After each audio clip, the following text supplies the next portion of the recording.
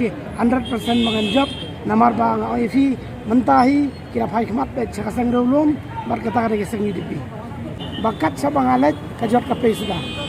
nadu pastang adu bakut kamling konsensi ngamsin iya kano kajing pala agni kat samsen Kunci kita bila pun kedau kita kimangin OIV nadu ki mok ombam komdi kasurok khamtam kat sa bangilet kasurok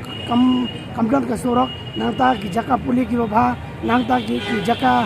sumar ki babha kita kimpat dan po melim konsensi wat ki kena nangta melim konsensi ki bon ki bla represent ka sport ya ka state bat ki don ki ba mentah ki club ki fair jongari India ki lekai handrai ka infrastructure lani ki facilities ki empat chuyo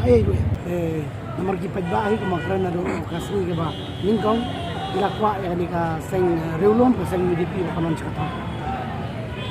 Kay gimat kiba khmat do kiba pilek la de job. Gimat kiba bun ba kiba ngile tang ba kiba khama kilo ngabang ipet ka malim konsensi ba koi ngaya nadu nalau sotun syadu semilim rum ka kongsan emta jing tuna di pajba ni ko nang ta ba ka puli buti education mo but ki healthcare kiba ni don kamba but most of all ni kita pada kali kajing sna ki policy na ka benta kini ki kena ke jongi ba kin yo ya kala bangin ai ki lat kilenti ba sarkar ko nendra bangin finance ki bat magi kin yo sengi kam ki jam sensi andai tangkawai kalau pakipat ba hakani ka kenti kilayo i palat ka pisa bat menta kila phai khmat so brio bantre omra ka pisa ngia bantre ngin hapan ya wat balai bagi penslam kana hai balai ka penslam adu kan ni pergi ki daw iba penslam but hadian bangin ayo ya kita gidau tinggal akan penstat ika kam habang lapai ko nong mikhan ya ba nilai i mo ki jumping ha ki last moment jok NPP ru ki candidate mo ni ikat umar tendanggo obrio bala slamba but bala resign do pan ka congress penyele na NPP andrai ka ai ka jingja lai iya gini gisni ha last moment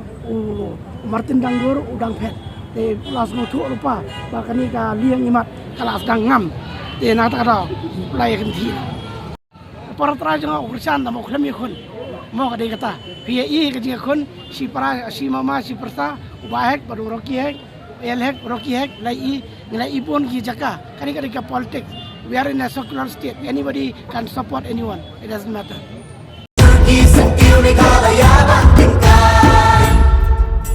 Rilum jungi mentala dei kapor ka jingkela Kisur ngin pensawa lawan kapor ka jingkela Rilum jungi mentala dei kapor ka jingkela Kisur ngin pensawa lawan kapor ka jingkela